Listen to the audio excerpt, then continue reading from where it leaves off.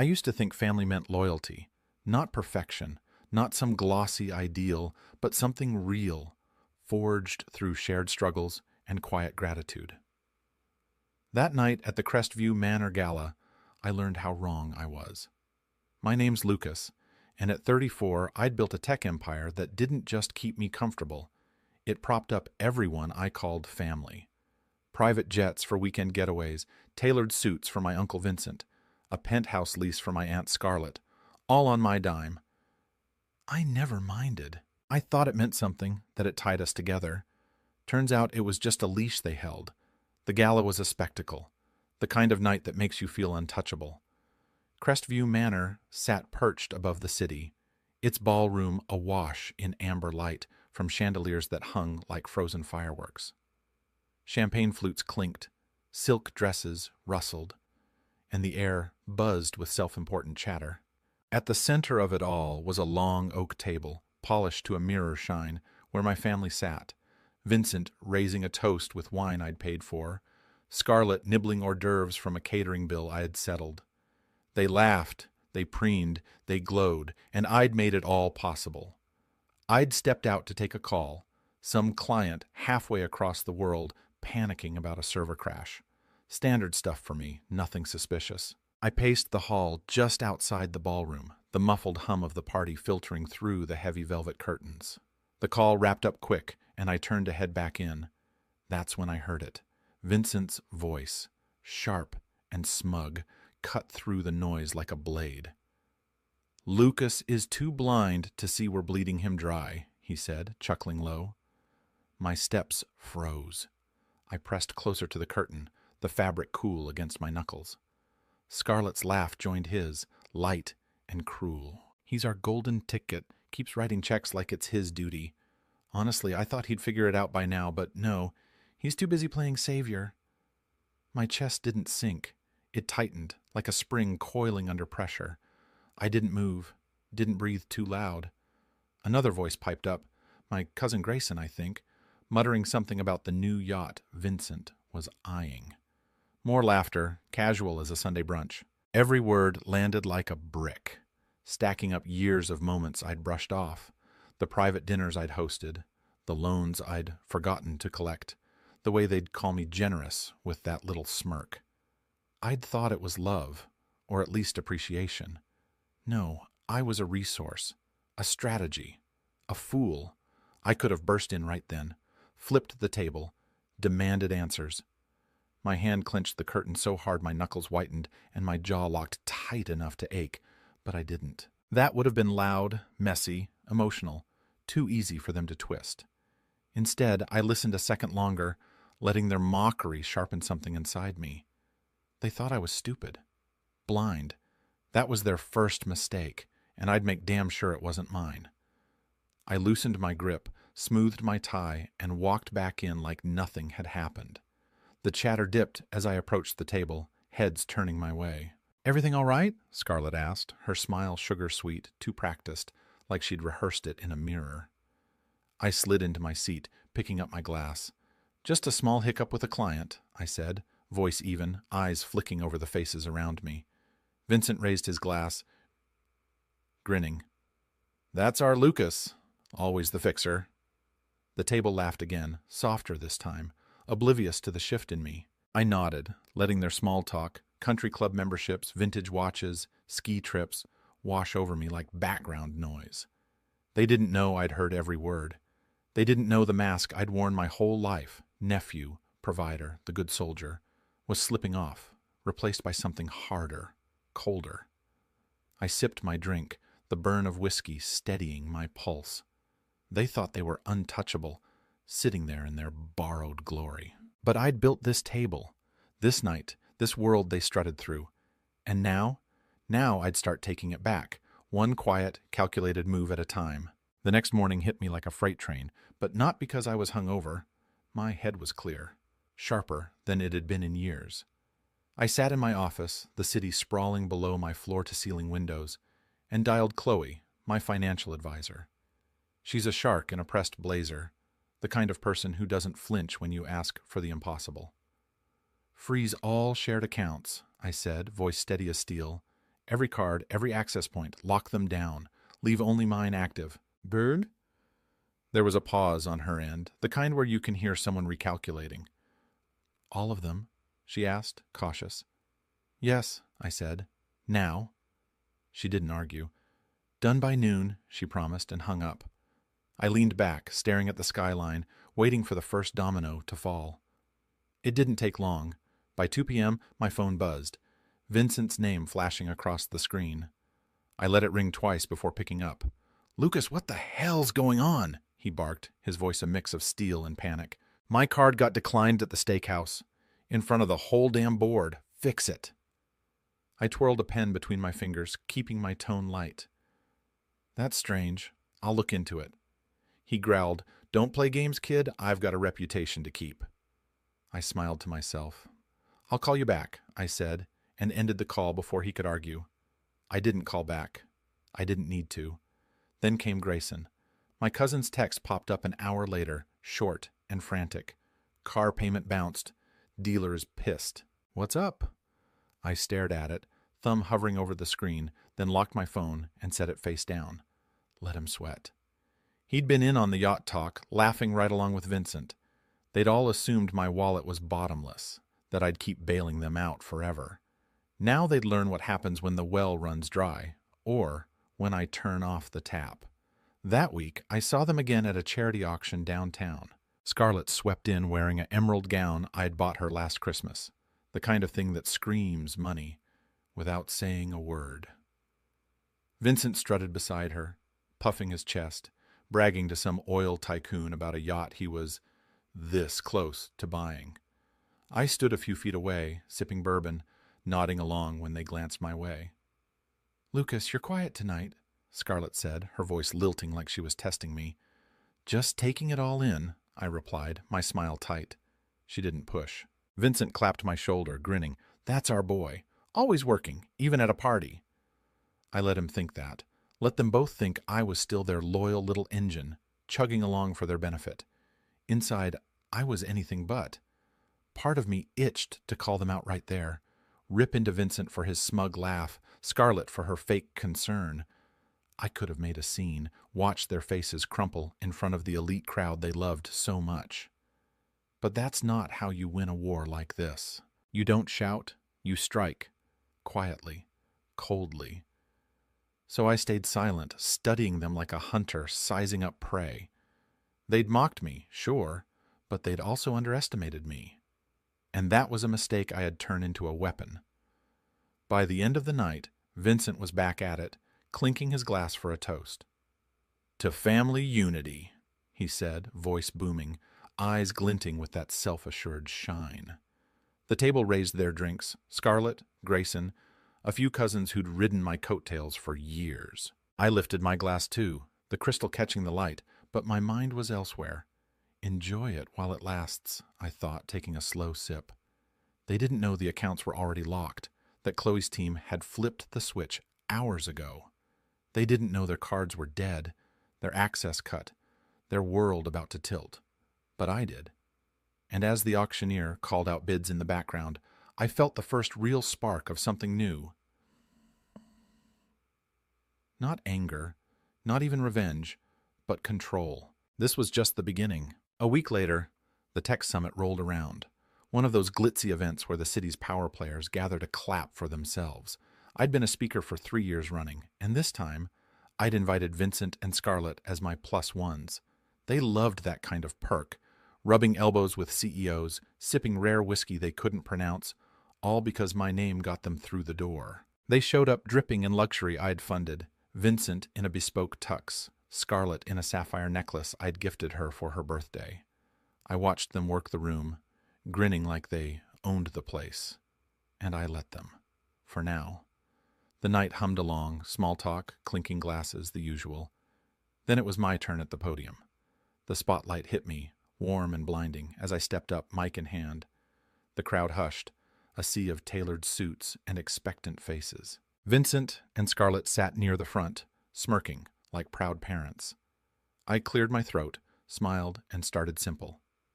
"I want to thank everyone here tonight," I said, voice steady. "This industry's been good to me, better than I ever dreamed. But most of all, I want to thank those who've supported me, not because they wanted something, but because they believed in the work. The room nodded along, polite applause rippling through. Then I pivoted. Tonight's personal for me, I continued, my gaze locking on Vincent. I've spent years lifting up the people I thought were family, paying their bills, opening doors, giving them a life they couldn't build themselves. But I heard the truth. They didn't see me as a person. They saw me as a bank. Gasps punctured the silence. Scarlett's champagne flute trembled in her hand, her smile frozen. Vincent's jaw tightened, his eyes narrowing like he could will me to stop. I didn't. So I'm making a change, I said, voice rising. I'm cutting financial ties with those who took advantage of me, who laughed while they bled me dry. I paused, letting it sink in. That ends now. The room stilled, a collective breath held. I stepped back from the mic, nodded once, and walked off stage. Whispers erupted behind me. Nay. Chairs shifting, glasses clattering. My phone buzzed in my pocket before I'd even reached the hall. Vincent, Scarlett, Grayson, a dozen others. I ignored it, heading straight for the bar. By the time I had a coffee in hand, the voicemails were piling up. Vincent's came first, his voice cracking through the speaker. What the hell, Lucas? You pull that stunt in front of everyone? We're family. Fix this. Scarlett's was softer, pleading, You've made your point, honey. Let's talk. I deleted them all, one by one, and took a sip. The burn felt good. By morning, the cracks were showing. Vincent called again, furious. His country club tab had been declined mid-brunch, the waiter practically snatching the plate away. They humiliated me, he roared. I stayed calm. Sounds rough, I said, and hung up. Scarlett's boutique order, some overpriced handbag, got canceled, the clerk citing payment issues. Word spread fast in their tight little circle. Texts from old acquaintances trickled in. Heard Vincent got the boot from the club. Scarlett's crying to anyone who'll listen. I didn't reply. Let them stew. The summit speech wasn't just a line in the sand. It was a sledgehammer. They'd built their whole image on my success, and I'd just yanked the foundation out from under them. I wasn't their golden boy anymore. I was the guy who'd turned the tables. My phone buzzed again. Mason, an old buddy from the startup days. Heard about Vincent and Scarlett, he said when I picked up. Bold move, man. Ballsy. I leaned against my office window, watching the city wake up. Had to be done, I said. He laughed. Good for you. That was it. No pity, no lecture, just a nod. I hung up, feeling the weight shift. They thought they'd owned me. Now they'd learn what it's like to lose everything I had given them. 2 weeks after the summit, the fallout was in full swing, and they weren't going down quietly. Vincent showed up at my office mid-morning, pushing past the receptionist like he still had a right to be there. Security buzzed me, and I let him through, not out of kindness, but curiosity. He stormed in, blazer wrinkled, face unshaven, a far cry from the polished peacock I'd known.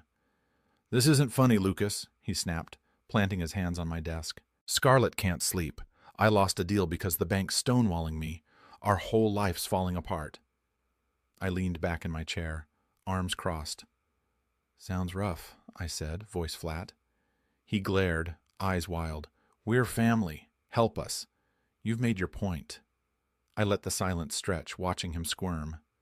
Family, I said finally, leaning forward. You mean the kind that laughs behind my back while I pay their bills? The kind that calls me blind while they cash my checks?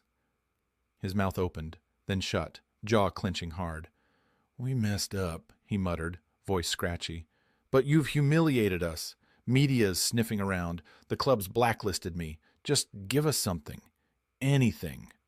I stood, walking to the window, city humming below. If you're here for money, say it, I said. He bristled. I'm here because I believe in family. Wrong answer.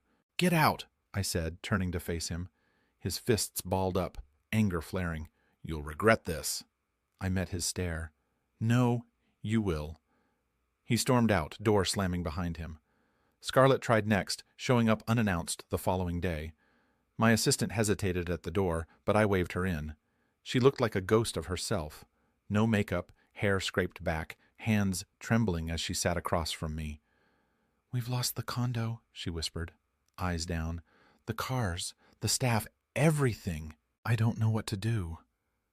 I said nothing, waiting. Tears welled up, but her voice stayed soft. "I know you heard us at the gala. I didn't mean for it to come out like that." I tilted my head. "But you meant it." She flinched, lip quivering. "You weren't supposed to hear. We were just venting." I leaned forward. "Venting? You called me your golden ticket, mocked me while I paid for your life." She swallowed hard, hands twisting in her lap. "Nathan, please, Lucas, you're still my nephew. We're family." I stood, voice cooling. "No, I was your ATM. That's not the same thing." Her eyes widened, wet and desperate. "We've got nothing left. Grayson's furious. Vincent's a wreck. Help us." I walked to the door, opened it. "Security'll see you out," I said. She rose slowly, trembling, but didn't argue. The click of her heels faded down the hall, and I shut the door behind her. Their world was collapsing fast now. The country club didn't just cut them off. They banned anyone who'd vouched for them. Embarrassment rippling through their elite bubble. A repossessed Bentley sat in their driveway, a hulking monument to their fall. Their tailor dropped them mid-order, citing unreliable clients. Whispers turned to headlines. A local blog ran a piece. Tech mogul's family left high and dry after Gala blowout. I didn't fuel it, didn't need to. They'd built their castle on my name, and without me, it was just sand. I sat in my office that night, city lights glinting through the glass. My phone pinged, scarlet again, a text this time. "You've ruined us. How can you live with that?" I stared at it, thumb hovering, then set the phone down. I didn't feel triumph, didn't feel rage, just a quiet release, like shedding a skin I'd outgrown. They didn't love me. They loved what I gave them. Access, status, cushion from their own failures. Now that was gone, and they were scrambling, claws out, thinking they could guilt me back into line. But I wasn't their pawn anymore. I'd stopped playing their game the second I froze those accounts, and every desperate plea just proved how little they'd ever known me. Months rolled by, and the dust settled, not with a bang, but a slow, quiet fade. My tech firm didn't just survive the shakeup, it thrived. New contracts poured in, my name popping up in boardrooms from here to Singapore. I started mentoring startups, scrappy kids with big ideas, the kind of underdogs I used to be. The work wasn't about proving anything anymore. It was mine, built on ground I'd claimed. Vincent and Scarlett. They slipped into the background, ghosts of a life I'd left behind. Word trickled in through the grapevine. He was selling used laptops out of a strip mall now, haggling over scratched screens. She'd launched some shady online store, peddling knockoff watches under a fake name. Their empire of borrowed shine was gone. One evening my phone buzzed. Grayson this time. A handwritten note slipped under my office door after hours. I found it the next morning, ink smudged, words uneven. "They're broken, Lucas. Vincent's a mess. Scarlett's barely holding it together. I know we don't deserve it, but help us, please." I read it twice, standing by my desk, the city waking up beyond the glass. For a second, I saw his face, smirking at the gala, joking about that yacht. I folded the note, walked to the trash, and lit a match. The paper curled black, ashes drifting to the floor. They didn't miss me. They missed my money, my safety net. I wasn't their lifeline anymore, and that was their problem to choke on. Life moved forward, steady and unshackled. I stood on my balcony one night, the skyline stretching out like a living thing, cars weaving, lights pulsing, a rhythm that didn't need their voices to keep going. I poured a whiskey, the glass cold against my palm, and took a slow sip. No more calls from Vincent demanding a quick fix. No texts from Scarlett with her crocodile tears. Just silence. Not the tense kind, but the kind you earn. At first, it felt strange, like I'd misplaced something vital. But then it settled in, wrapping around me like a reward. This was mine. My space. My peace. My rules. They'd thought I'd cave. that blood ties would drag me back into their mess. They were wrong. I didn't destroy them, didn't sue, didn't leak their dirty laundry to the press. I just walked away, and they unraveled all on their own. The country club blacklisting, the repossessed cars, the whispers that turned to silence. That was their doing, not mine. I'd given them everything, and they'd squandered it, laughing while they did. Now they were irrelevant, and I was free. Not the loud, showy kind of freedom you flaunt at galas, but the real kind, the kind that hits you on a random Thursday when you realize no one's knocking at your door with their hand out. I kept building. My firm went global, my name tied to something solid, something they couldn't touch. I spoke at conferences, not to flex, but because I had something worth saying. One night, Mason called, voice crackling with a grin. Heard Vincent's pitching a podcast, Lessons from the Fall, or some crap. Didn't even get past the pitch. I laughed, short and sharp. Fitting, I said. And Scarlett's watch scam got shut down. Cops flagged it last week. I nodded to myself, staring out at the city. They'll keep scrambling, I said. He chuckled. And you'll keep winning. When we hung up, and I stood there, glass in hand, feeling the weight of what I'd gained, not revenge, but clarity. The game ended when I stopped playing, and that was justice enough. They'd lost everything they'd taken from me, and I'd found something they'd never understand, a life that didn't need their shadows to stand tall.